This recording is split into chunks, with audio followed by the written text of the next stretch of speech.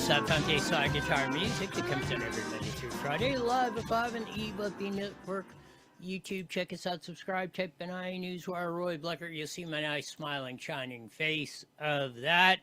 Lots of stuff, of course. We'll have Susan Shelley with a big announcement coming up at the bottom of the hour when you join the Mighty Met KMET.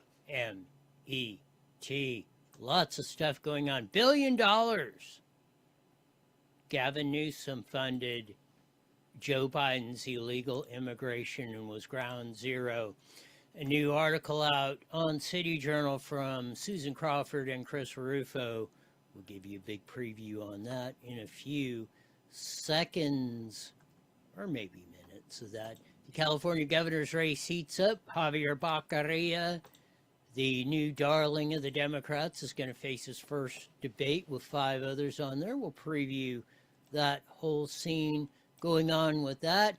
The Ninth Circus struck down the Gavin Newsom mask mandate on federal law enforcement agents, siding with the Trump administration. The Ninth Circus, the most overturned court liberal dingbats, rejected the filings of the Bonta and Newsom California screwball administration, said Donald J. was right.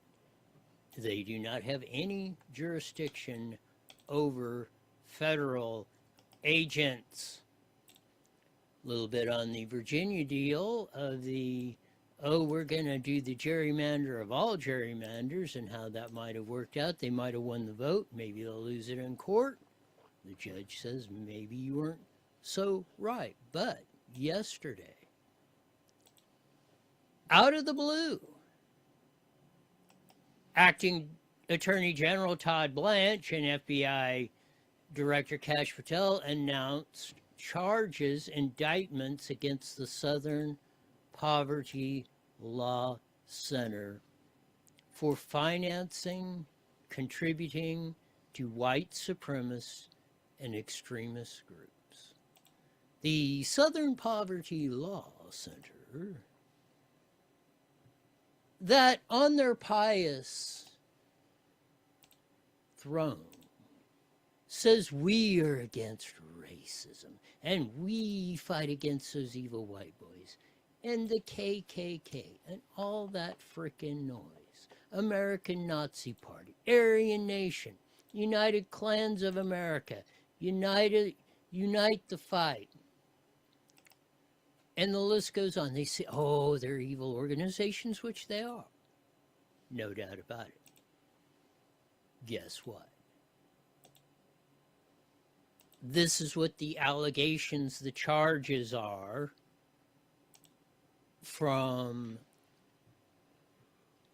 Todd Blanche, filed it from the Attorney General's office, that they were funding the exact organizations that they were claimed to be fighting.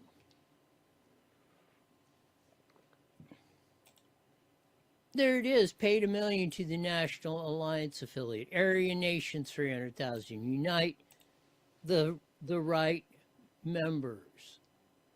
Former National Alliance chairman paid $142,000.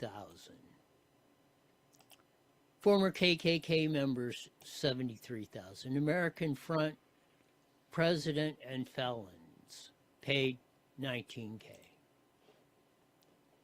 They're funding the people they said they were fighting against. How do you come up with something like this? Gotta hand it to Todd Blanche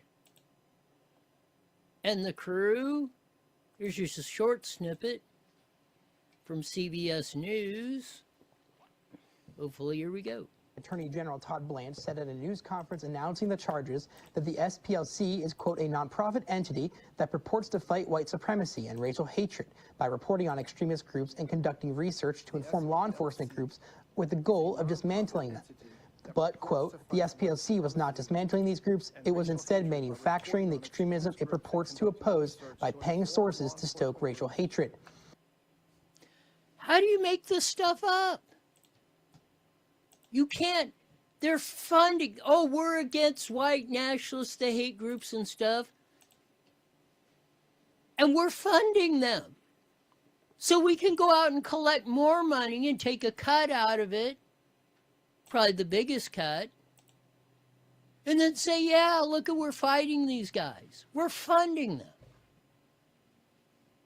The Southern Poverty Law Center, who has had a disastrous record of racism and promoting dissent, discrete, and actually war between people, stirring the hate. Well, if you're funding the haters and then you're coming out and saying, oh, we got to get rid of the haters, that kind of evil you can't even comprehend. Here's Todd Blanche having to explain very simply to the ding-dongs who have worshipped at the throne of the Southern Poverty Law Center and are broadcasters and media, most of the screwball nutcase media we have today, just bow down to their throne. Here's Todd Blanche. Thank you, Mr. Acting Attorney General. Can you explain again what the fraud is here exactly? Are you saying it's illegal for the SPLC? Can you explain exactly what the fraud is here? You're funding hate organizations and then you're coming out saying, oh, we got to raise money to stop them. You actually have to ask what the fraud is in this. To pay money to people that are in hate groups, or something about the way this was done makes it illegal? Because it's not automatically illegal, is it?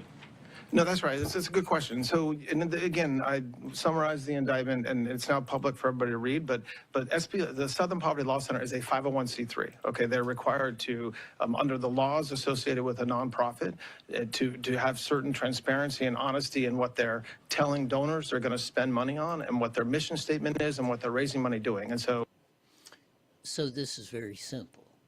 Yeah, you can't. It's a fraud. It's a fraud to go out and say, you know, we're the Southern Poverty Law Center.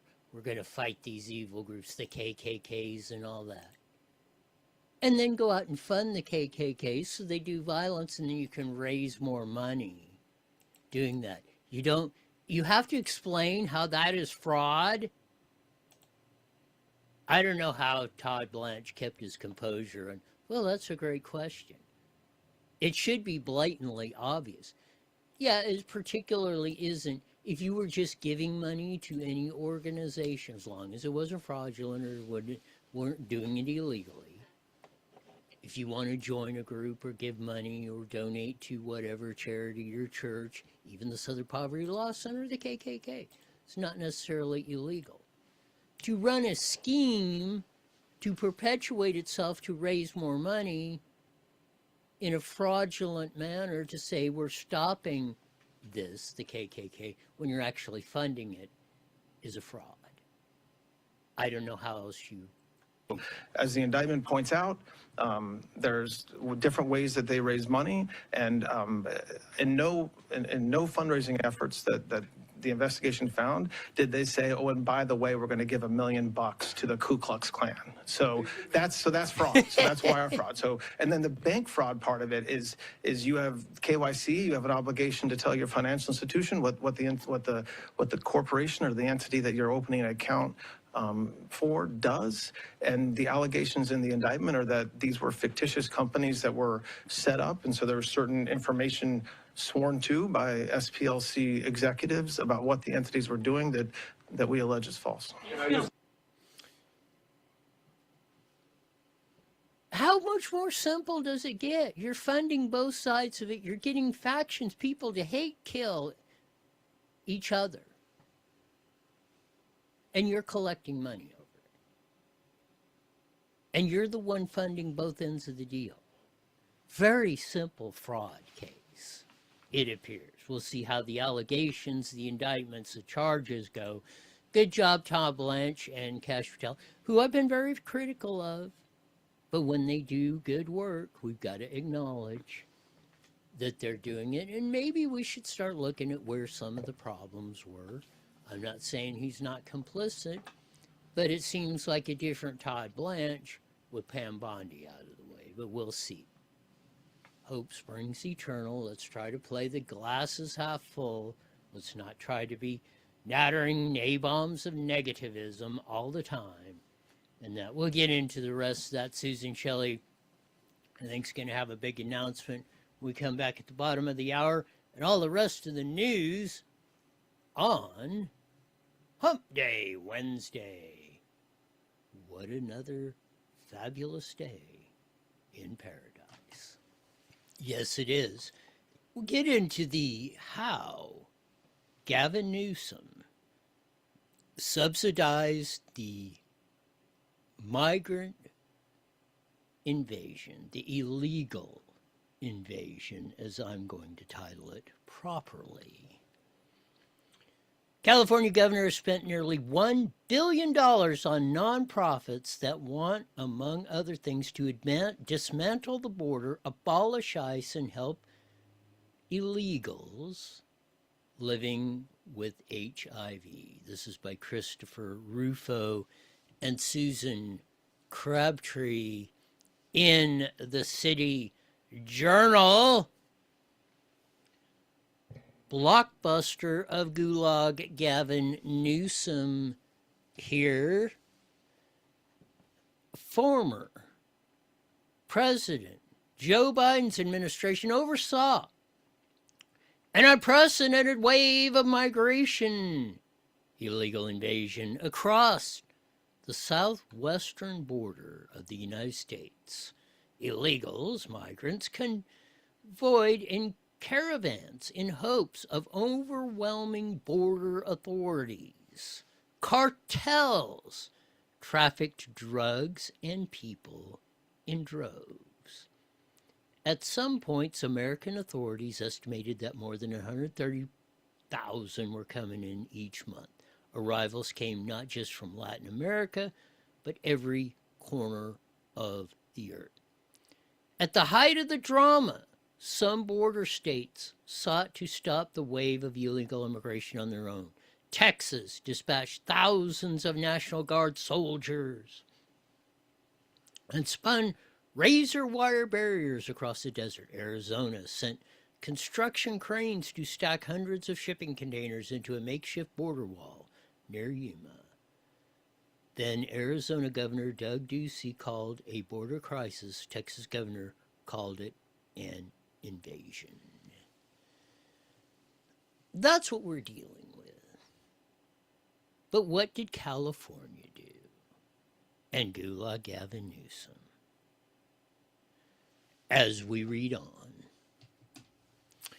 California, on the other hand, in this City Journal investigation, we have traced the money trail that can reveal that Governor Gavin Newsom has granted an approximately $1 billion to an army of nonprofits that encouraged unchecked numbers of migrants to enter the country, fought deportation orders in the courts, and led street protests against ICE. These groups often operate under the guise of humanitarianism. Does this just sound like the Southern Poverty Center? Southern Poverty Law Center? Oh, we're against those evil white boys, the KKK, you know. Oh, we're funding them to go cause the chaos so we can come back and raise money from you and tell you we're fighting them. And immigration justice, social justice. Who could be against social justice? But many, as we have uncovered, are in fact left-wing activist groups that use propaganda, lawfare, and street protests to transform American demographics and build political power for California Democrats, all on the public dime, all on your dime. This is fraud. Fraud, fraud, just like the Southern Poverty Law Center allegations. In this story, Gavin Newsom subsidized the illegal invasion and turned a wave of desperate people into pawns in a political game. Voila. We have been saying this. We can go back to George Putnam. The whole thing. I mean, we're the Prop 187, if we had followed that, and it wouldn't got Felsner who threw it out, Glenn Spencer, the list goes on. We could have stopped this 30 years ago. We did stop it 30 years ago, but we got barraged. States saw an enormous people cross the border, including more than 400,000 illegal immigrants, illegal invaders, between 21 and 23 under Newsom's leadership. The nation's largest sanctuary state granted hundreds of millions of dollars to nonprofits that encouraged the flow of humanity across the border, variously providing migrants with transportation, shelter, social services, and legal protections, and cash out of your pocket. The expenditures have been enormous. According to our review, state funding records since Newsom took office have granted a massive contracts for illegals related services, more than $250 million to Catholic charities. Who told you this? $85 million to Jewish Family Services, $12 million to Centro Legal de la Rosa, the race, translate that, $23 million to Immigration Institute of the Bay Area, and more. Where do you think they were getting the $10,000, these poor people from Ecuador, starving to death, broker than broke, from Venezuela, or China, or Pakistan, or wherever stand? Where do you think they were getting the $10,000 to pay the coyotes to get them across the border? Or all those caravans that were coming up through Mexico and Central and South America? They were coming from you and me, the dumb-ass American taxpayer. And they were pointing a gun to us and saying, if you don't give us the money, we will incarcerate you. Many nonprofits that there is no such thing as a nonprofit, benefiting from these funds, shockingly a radical. La Otro Lado, a nonprofit that's been awarded $2 million in California since Newsom took office, helps migrants enter the United States of America, hence the group's name, to the other side. Translate that. On social media, El Otro Lado touts its efforts to provide freedom of movement to migrants, illegals. In addition to providing legal guidance to the group, deploys volunteers to remote migration routes to leave water, food, and essential supplies. Where do you think they're getting it from? You and me and everyone else. According to its own materials, on the other side is anti-borders and openly hostile to the American nation. Openly hostile, and we're funding this. How frickin' stupid are we? One Instagram video, the group's litigating attorney, Diego Teixeira, clumsily summarized the view. I honestly just believe there's no reason for why we should have borders.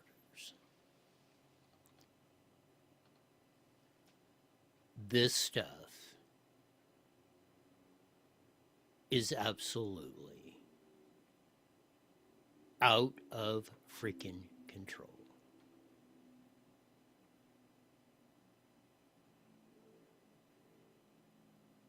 We have done this to ourselves.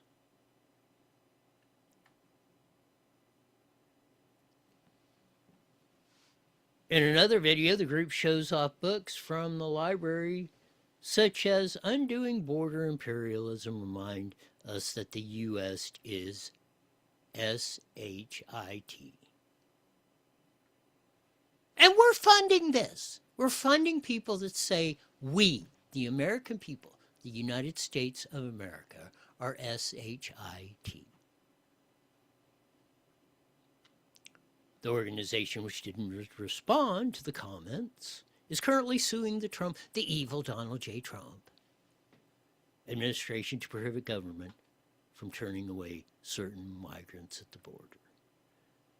Other groups focus on ideological subpopulation. Oasis Legal Services, another taxpayer-funded group, has worked to helping queer and trans and illegals navigate immigration relief and benefits. Why do you think they're promoting it in the schools, and then they bring these in, and then they put them in the schools and society, and pretty soon the once great nation you knew no longer exists, and you are a slave to the slave owner. Adam Ryan Chong, Oasis Executive Director, believes in homosexual audacity is his superpower. In response to requests, Chang said people living with HIV are not barred from entering the United States on that basis. If you have HIV, you have a superpower. If you're homosexual, you have superpower, and you should not be that should not be a basis of why you should not be let in. So I guess if you have pestilence or disease or HIV or the plague or AIDS or anything else, you can't come in. Or you should be in. We used to not let you in if you had those types of conditions. Once authorized people have crossed the border, Governor Gavin Newsom has sought to ensure that they don't get turned away. Since the beginning of his term, he's granted more than $100 million to nonprofits that fight deportation orders, sometimes even for clients with criminal convictions. So it doesn't matter if you're a murderer or just coming across the border illegally or anything in between. Gavin Newsom took $100 million of you and defended those people. All people breaking the law. One of the most prominent anti-deportation nonprofits is the Immigrant Defenders Law Center, or IMDEF, which has been awarded at least $6.7 million of state funds since Newsom took office. The group portrays the United States as oppressors. Oppressors. The United States as oppressors. The greatest country in the history of the world. The freest country in the history of the world. The one where you had the most opportunity and freedom is the oppressor? What do they consider China? What do they consider the cartel-run Mexico? What do they consider Venezuela under Maduro or Chavez? Castro's Cuba, Mao's China, Stalin's Russia. The Trump administration is white supremacist agenda, accusing ICE of causing the terror. It's a Southern frickin' poverty law center that's agitating this stuff, not Donald J. Trump. Stick it up your ass, all you that have done this to this country and us, the American people.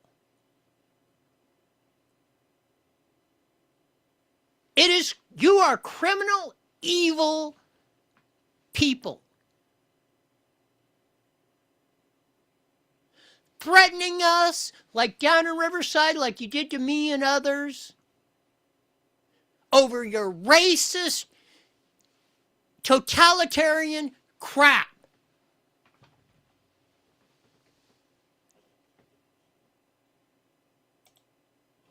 This is beyond any sort of ridiculousness.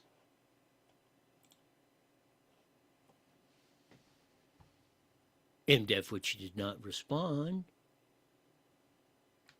suggested the Biden-era effort to restrict asylum claims was analogous to countries shunning Jewish refugees during the Holocaust. Holy. Oh, but we got to have the rainbow flag and the little heart on our shirt.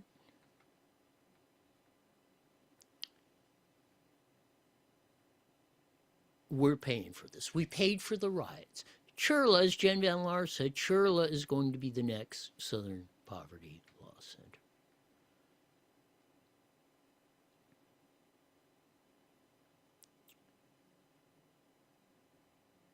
It's last year, under the pressure from Republicans, Democrat-led legislature restricted the pending of public immigration defense dollars on felons. But skepticism is warranted. The state and other channels by which it can protect felons from deportation, and moreover the law contains no reliable enforcement mechanism. We'll pick up with more of the City Journal article maybe tomorrow.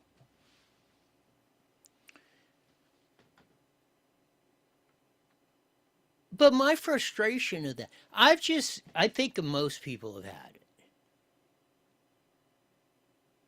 We're not funding Churla. We're not funding Catholic Charities or the Jewish Charities or any of these other goofy groups to go and tell us we are SHIT. And I implore anyone to come in here and have a debate on this, because that's what you're supporting. You're supporting the absolute suppression, torture of your fellow human being when you support all this stuff. And I just got three, and there's the challenge. Those three little words. Prove me wrong.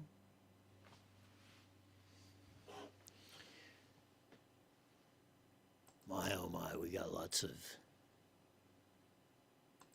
stuff to do.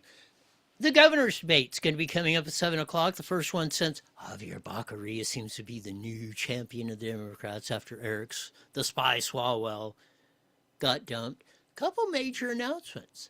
Nancy Pelosi and Gulag Gavin Newsom have said they're not endorsing a candidate. Even after the California Post put Gavin Newsom allies mulling dark horse governor candidate who's suddenly surging or spiking the polls. Newsom came out today. He endorsed for lieutenant governor. He said, well, I was lieutenant governor. Well, you were governor. You're governor now too, buddy. The Democrats are in disarray. And boy, do we love it. It's absolutely fantastic. This,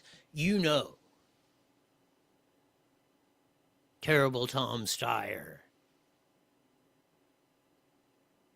Katie the psycho chick Porter. I don't know. Even probably Mr. Cooley's probably going to do it slyly. Mr. Stretchy Pants, Matt Mahan. They're going to be chopping at Javier Baccaria now that they're trying. The Democratic Party or hierarchy is trying to promote Javier Baccaria, and there's only one reason why they're doing it, because his name is Baccaria, and they're going to try to rally the Spanish Mexican community to try and get enough votes to knock Steve and Chad out of the top two, which every day becomes increasingly more likely.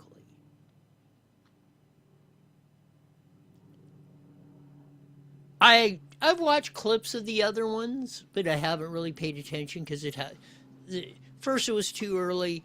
Nobody really made any humongous missteps or that. Again, I'm curious, and I'm pretty sure probably Steyer and especially Katie Porter. Well, Katie Porter's going to go after Steyer. She absolutely despises him. But I bet they're going to run the chops. The Democrats are going to run the chops on Baccaria. I believe, but we'll see. It'll be an hour and a half.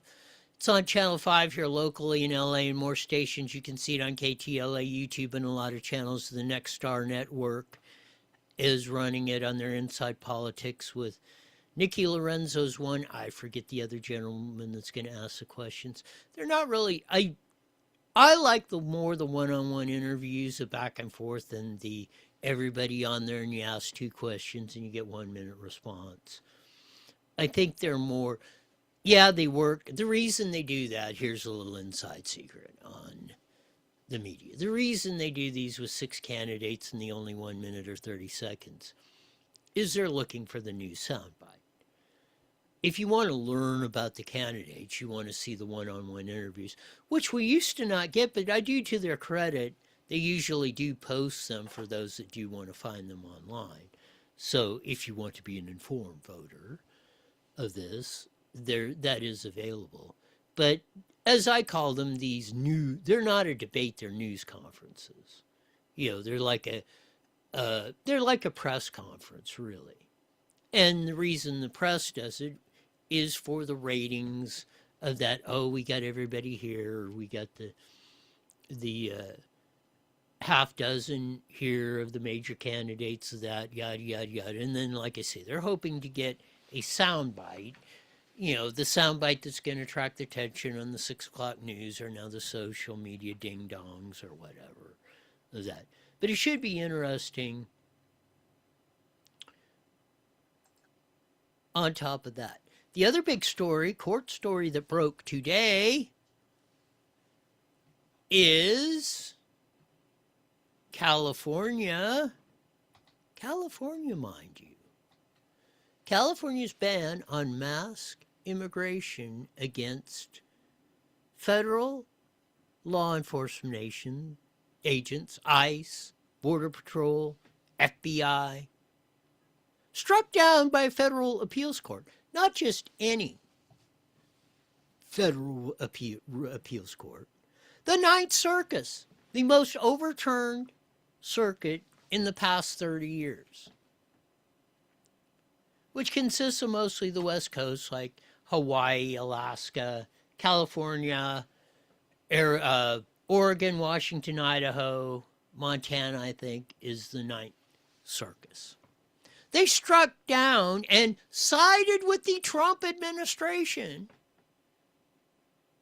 that the state of California and Gulag gay boy Gavin Newsom and BS Rob Bonta and the state of California have no authority over federal officials. It's called the Supremacy Clause. They are above you on the food chart, federal agents. California, and you don't have one iota of say-so in it.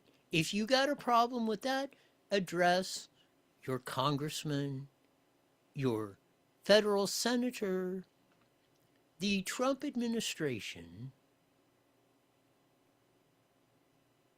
but you have no authority legally to mandate their behavior.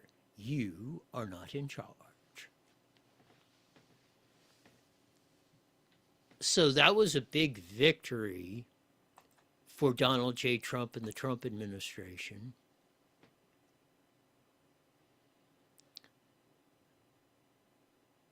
Another quick one, Act Blue. Act Blue employees took the Fifth Amendment, in a House depositions 146 times in a probe on alleged donor fraud. So let's hope. We'll see what Todd Blanche does. Let's hope the Department of Justice starts indicting Act Blue. We had the James O'Keefe started it, knocks on the door, little old lady. Obviously not in the upper crust section of town. Have you given $78,000 to Kamala Harris? And she's looking at James O'Keefe like he's came from Mars or something. She says, what are you talking about? Probably never seen $78,000. I maybe donated $20. And this goes on. It's been a money laundering operation again. USAID uncovered this. $40 billion is a lot where they were laundering through. It's not. George Soros is just a conduit, very well paid conduit, for them stealing your money and getting that in various ways. One of them was USAID, investment fraud and a whole bunch of other things we don't have time to get to. The great Attorney General of Texas, Ken Paxton, took it upon himself in the state of Texas, and he just filed a landmark lawsuit against Act Blue for deceiving Americans and lying about donation processes that allow fraudulent and foreign donations. There you go. That's where Soros is a conduit that they can run. Okay, so whatever foreign dictator or that wants to influence the American elections, they get a hold of Soros. Soros plays the role of the boogeyman. He launders the money through, in my opinion. And then the payoff is, oh, we're going to get tax dollars, you're going to get defense, we're going to bomb this country or take over that country for you because we're paying off. And we're going to screw the American people with their own money.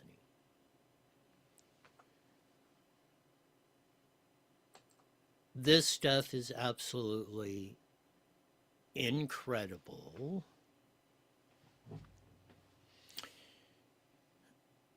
We shall see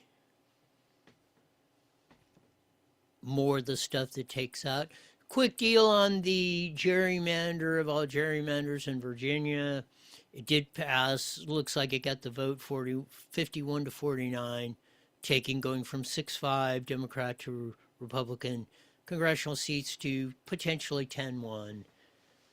Mickey Sherrill, the new governor, what a fraud. Oh, I'm not going to vote for it. Oh, we have to do it. Trump. 30 seconds, 30 seconds. Just like that. Well, a judge just put a stay on the election, so maybe the courts will throw it out. We'll say that, as Jesse said. We'll be joining the Mighty Met KMET here in a few seconds. Hopefully Susan Shelley will call in. I think she's got a big announcement for today, so it'll be a fun rest of the half hour of the show as we join the Mighty Met KMET. 5 seconds, and Susan's on the line. You got it. Today, IE Newswire Daily is on the air. The following is a paid program. Views and claims expressed are those of the program producer and are not endorsed by this station. Opinions expressed are not necessarily those of radio station KMET, its management, employees, or affiliates.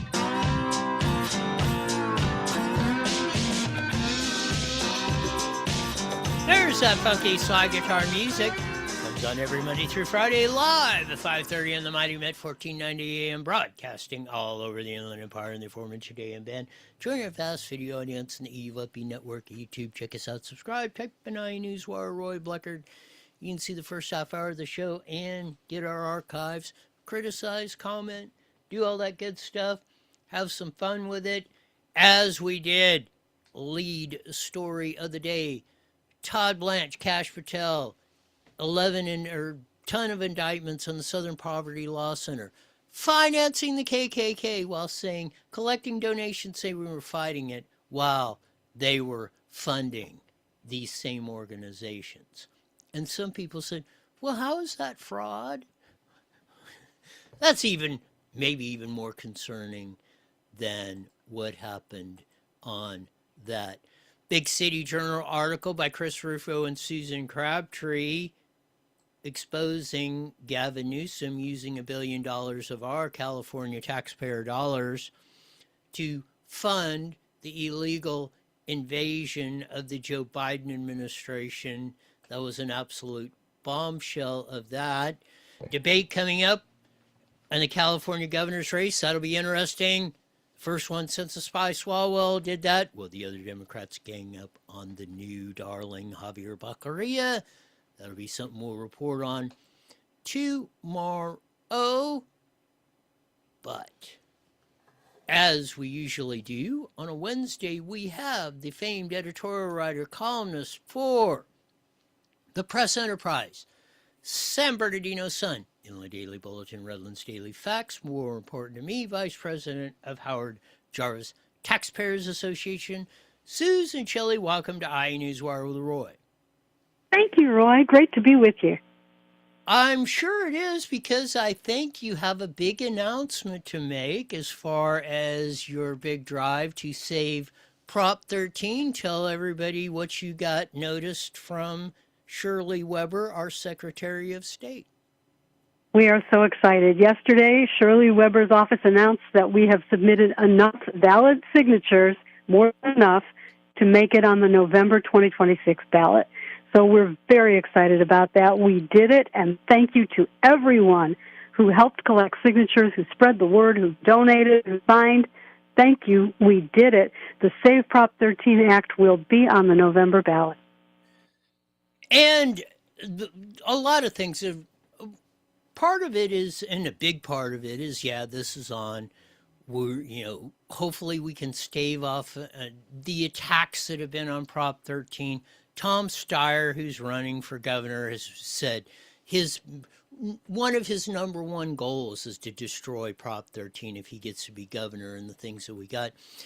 One thing I want to emphasize is it's been, with all the changes in the law about that they've tried to make it more difficult to grab signatures, and just the way society is, and that you, Carl DeMaio, and that have collected more signatures now to get it back on the ballot.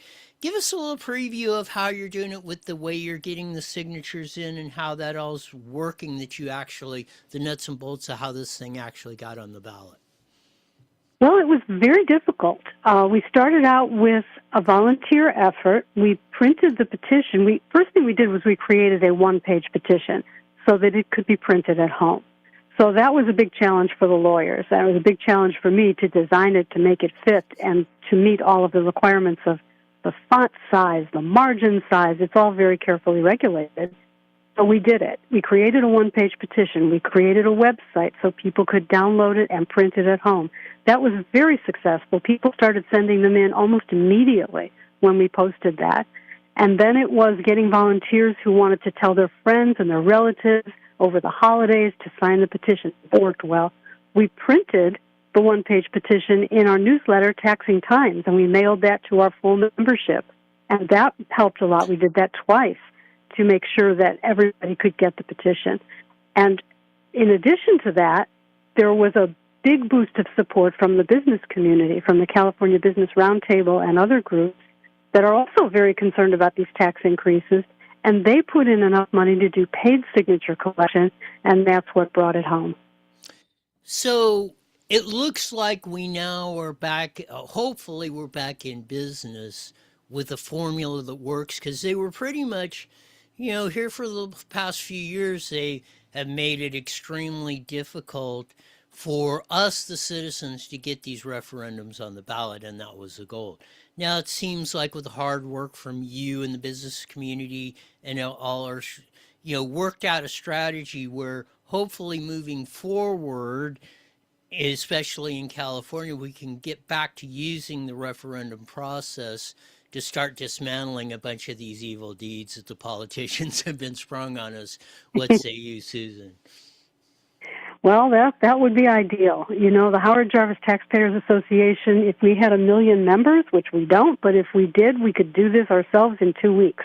So that's our goal, is to grow the organization, to teach more taxpayers how to sign these, even though they have a lot of scary legal language in and around the thing that makes people say, I don't know if I should sign this. That's what they've made it as scary and difficult as possible. We have to overcome that just through voter education, and we are overcoming it. And the more that people get familiar with it, and the more they can print it at home or at a local Staples store or Office Depot, the easier it gets to do this. So I think we're on track. As you said, this is a formula that works. It's a proven concept. And I may have missed it, but have they qualified Carl DeMaio as one of voter ID? I think it's right behind us. I think its date is April 29th for the end of the random sample, but I think we're on track to qualify. It's looking good. So switching gears a little bit, of course, the debate's coming up tonight of the California governor's race going on that. Of course, a lot has happened. The spy Swalwell's out, and doing that. Oh, all of a sudden, the big Javier Baccaria all of a sudden jumps up in all the parts of that.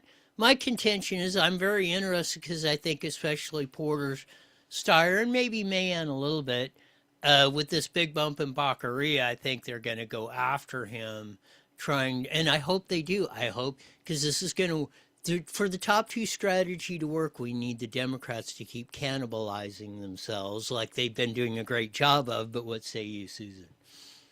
I agree with you. I think they're going to cannibalize each other. I think it's going to be a piranha tank for the Democrats tonight. We will see. It's been so volatile. And every time something comes out that no one wanted to say before, it has this huge effect. Everyone seemed to know about Swalwell, didn't want to say it. It all comes out because some of the women came forward, and now he's out, but he's still on the ballot. This is the interesting thing. Betty Yee got out, but she's still on the ballot. None of these people can get their names off the ballot. Voters are going to get their ballots by May 4th, May 5th at the latest. You'll have that ballot in your hand. And a lot of Democrats are going to go through and they're going to vote for the name they know. I wouldn't be surprised if Swalwell had a significant number of votes, even though people should know what happened. I think a lot of voters won't. They might vote for him anyway. So the Democrats will be dividing their roughly 60% of the vote 8 ways. I think so, and I've said in my contention, I'm saying plus or minus, but I'm saying Swalwell probably still gets around 5% of the vote. And I mean, Tony Thurmond and Yee are probably going to give it 1% or something, and that all helps. And again, as long as the other ones that are sitting in here, and here's my other strategy, and the one I want to get your opinion on this. Of the ones in former mayor of Los Angeles, Antonio Villaraigosa, or Tony Villar Jr., as his born name was, of that is not on there. But I'm saying, of your friends that you do, that are not going to vote Republican or for Steve or Chad or whatever, I'm promoting Tony Villar of that. So we keep that vote scattered. I'm saying that. Plus, he probably, in a few issues of the ones the Democrats running, he at least is somewhat slightly reasonable on it. But my strategy now amongst the top two is to encourage anyone that votes straight ticket Democrat, mark Antonio Villaraigosa, and keep the field scattered, Susan. Well, that sounds like good advice. It'll probably work in Los Angeles, where he's better known, and Los Angeles County is about 25% of the total voters, so that could work. We will see. I wonder about the people who are trying to figure out how to do their campaigns on the Democratic side, because one of the things about a multi-candidate primary is that if somebody drops out, everybody wants their endorsement. For however many voters they had, everybody wants that endorsement. That means you can't do mailers attacking them because you don't know who's going to get out and who might endorse you. So it's very difficult to figure out how to do this. I mean, there is a print deadline. I don't know how long it takes, but we have to be approaching it, and it's very difficult to know what those mailers should say. I haven't gotten a single piece of mail. Have you? No. It's been absolute, and I'm actually declined to state, so I usually get, one of the reasons is because I want to see what both people are doing, and they usually will send you both. No, it's basically been mostly, the only thing I've seen is obviously the Tom Steyer ads up the kazoo on TV, every 30 seconds if you watch, anytime you turn on the boob tube, and a few across the internet. And that's about it. I mean, yeah, it's been as far as the print, maybe they've determined, I thought this for a while, I think the mailers. And the second thing is I've thought of endorsements. I've said, especially in the last 10 years, and I think it's going, I think endorsements are increasingly sinking in value. I don't put a lot of stock in getting a bunch of endorsements for that. Even the unions, I think, are losing their power with that. But what say you, Susan? Well, this year for sure, they're losing their power. One of the things about the big endorsements is they tend to clear the field, because if, let's say, the teachers union comes out in favor of someone very early in the process, it says to the others, well, this person's going to have a lot of money and a lot of soldiers out on the street knocking on doors. I can't compete against that. I'm not going to get into the race.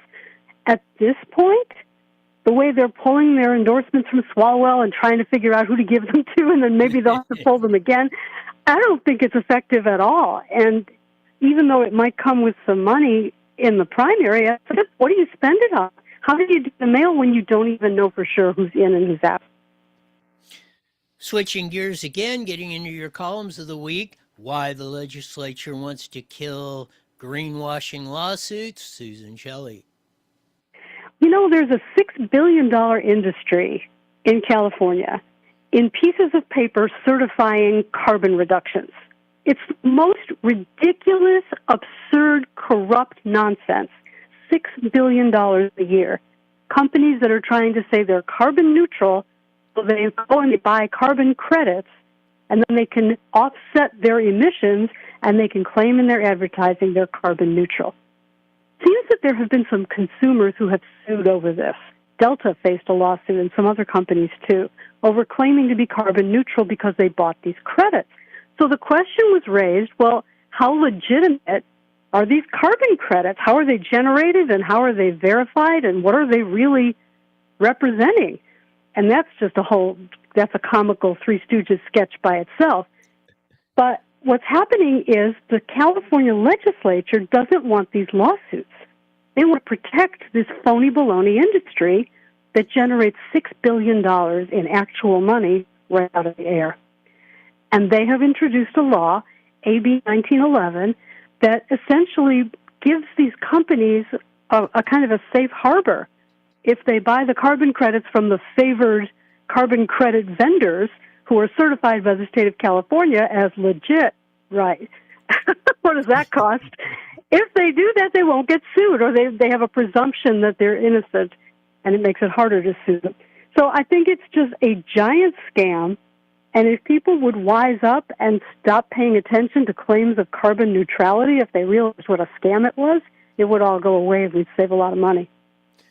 The whole thing, this whole climate green scam it's designed for one thing. It's to extract more money out of most all of our pockets into the pockets of a very few.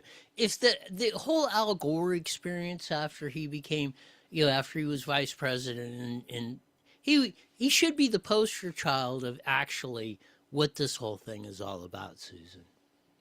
Yes, well, it's all his fault. And he did more to wreck the housing market, I think, than anybody on the planet, by saying that suburbs are sprawl and sprawl is bad. So the next thing you know, they're not doing housing construction. And all these climate-friendly laws are putting penalties in place for building housing because it's either too big for the land, too much driveway, it's bad for the planet, or it's too far from work, or whatever they think. So we're not building housing in California. We have all these incentives and restrictions that stop it from happening. And what do we accomplish with that? We're depriving 2 generations of the opportunity to buy a house and build wealth for their future. It's terrible. And I agree with you. Al Gore is to blame. 1,000%. I mean, we've had, I've said this, the thing that's absolutely criminal, and I look at it, and I look at young people today and I say, what's absolutely distressing is your generation is not going to have the opportunities like owning a home, the opportunities to build a business or have a great career or anything, have children, that being able to afford it or go to Disneyland or just enjoy life or have the opportunities.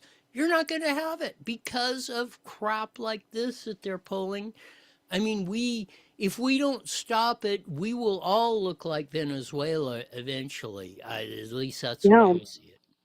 we're getting there. We're getting there fast in Los Angeles. It's looking more and more like Detroit every day, and it's just becoming really depressing to watch people give up and be angry instead of having opportunities that they should have.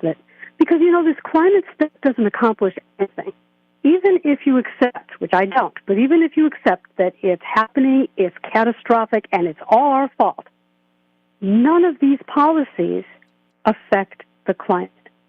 They're all designed to show, quote, leadership to countries like China. Are they following us? Of course not. They're running on coal. They don't care. So what are we doing to Californians?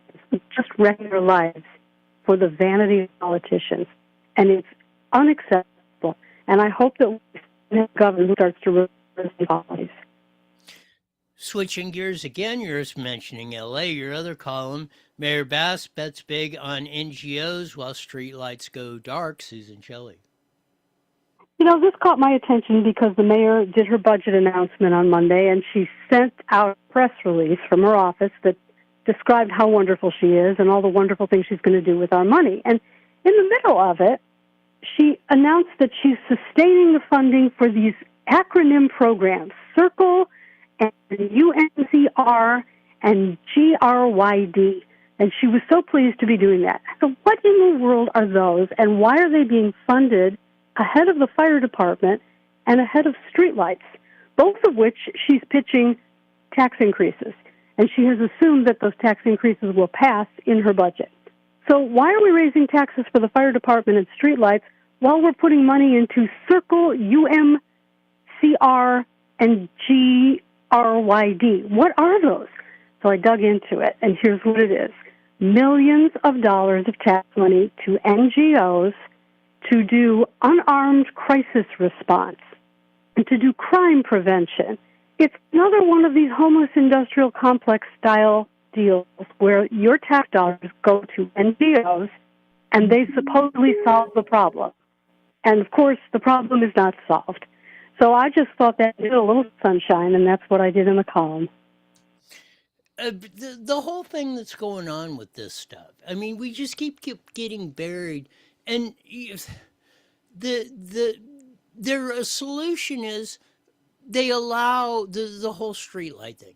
They allow the copper thieves to go in and steal everything, and then they say, "Oh, if you want the streetlights back in, we got to raise your taxes on that." Well, why didn't you prevent this in the first freaking place? What you were supposed to be doing. Your number one job versus the stated Constitution of California is public safety, and doing this so we aren't in this. It's incredible. It makes my head spin. The stuff that we put up. You talk about LA County 25% or LA City probably 10% of the population of California, and they not only did they keep up with it, they seem to be doubling down on the stupidity on this stuff sometimes. It's really frustrating. It really is, because you're exactly right. We already have a streetlight assessment, and it would be enough if we didn't have homeless encampments carving into our streetlights to steal electricity and copper wire thieves wrecking the streetlights. A city council member who talked to our editorial board said 40% of the streetlights that are out from copper wire theft. 40% of them. What are they doing about it? I'll tell you what they're doing. They disbanded the task force in the Los Angeles Police Department that was going after metal thieves. They disbanded it. Who needs it? Better we should just raise the assessment, charge the homeowners for streetlights. It's unacceptable. But the good news is that people can vote on it. Because of Prop 218, a Howard Jarvis initiative from 1996, you have the right to vote on these fees. So all property owners got a ballot, and the ballot says how much it's going to be for that property, and you can vote yes or no and send it back. And if enough people vote no, it will not go through. Got about a minute left. Tell them why they should, now that we got Save Prop 13 on the ballot, and to ensure future that we don't get hosed on more of this stuff, tell them why they should join Howard Jarvis Taxpayers Association. Go. hjta.org is where you can go, hjta.org, and click Join Us. And join the Howard Jarvis Taxpayers Association. It's a member-supported, not-for-profit organization that fights for taxpayers in the courts, in the legislature, and on the ballot. And you can, remember, get our Taxing Times newspaper to date with emails and letters on what's going on with your tax dollars. It's a tremendous investment in your own preservation in California. The Howard Jarvis Taxpayers Association. Join today. Fabulous job on getting that on the ballot. We'll do this again next week, Susan. Thanks so much, Roy. Susan Shelley, Vice President of Howard Jarvis Taxpayers Association and columnist extraordinaire for the Southern California News Group. Man, it is. That's a great day. Hopefully we'll get the good news. It should be. I think there was just slightly more, but about the same on Carl DeMaio's voter ID law. So hopefully we'll have some good news coming across on that for the November ballot. I don't see if this one qualified. I don't see how it's going to be very difficult for them not to allow voter ID on the ballot, which is another very important issue we need to do. And the reason I say this, and we got to build our army, and we'll do this save the Prop 13 deal, that what I'm saying is after this, we need to come up with a clean addendum to Prop 13. 2/3 vote on any tax increase. Bonds, whether it has to go before the people on a 2/3 vote, no exceptions. If it raises revenue, fees, whatever you want to talk about, have to be voted on and voted at a 2/3 rate by the people. Period. End of story. No upland carve-outs and all that. It took a while, and I understand it's good. You know, we had some challenges. Howard Jarvis and some other groups didn't get things qualified because of the change in, atmosphere of all things. Going out and going door to door and getting signatures kind of out because nobody answers. A lot of places nobody answers the door because of these Ring cameras and stuff like that. So now that we've got, it seems like a way to, and using technology and the way people work now, you got to adapt with the times. So it seems like with the Carl DeMaio's organization, Reform California, Howard Jarvis Taxpayers Association, we're getting the power of the referendum back, Hiram Johnson and all that, which we got over 100 years ago, that we can actually affect this stuff.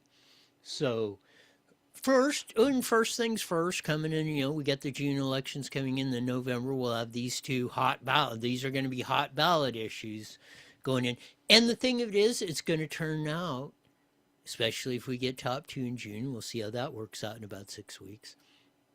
If we get that in, and then these two, voter ID and the Save Prop 13, is going to turn out the center-right freedom and liberty types, which is just going to make not only for the governor's race, but down ticket items from that to the sewer cleaning commissioner. So we got some optimistic things. We're setting the deck chairs up.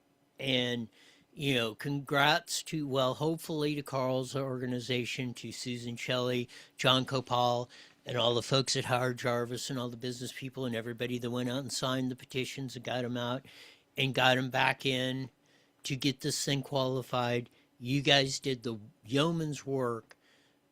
It gives us hope to sit out there and you're not sitting,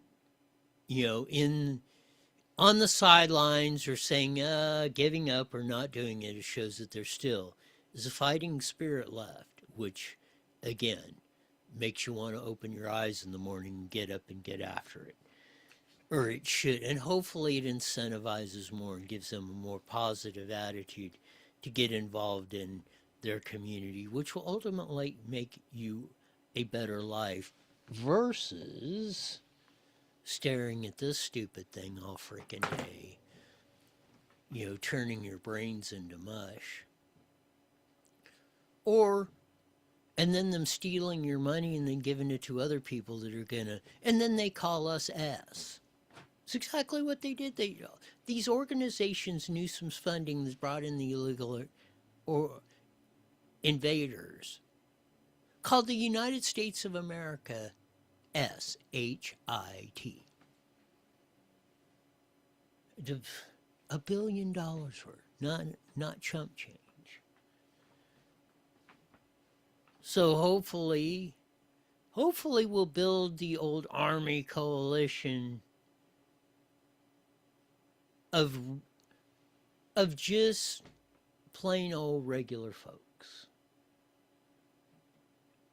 And as George Allen of the Redskins used to say, 40 of us working together can't lose. If we all band together, we can't lose. And that is imperative on this hump day Wednesday.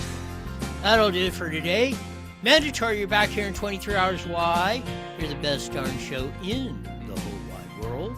Until then, see ya. All right. Have a great night. We'll see ya.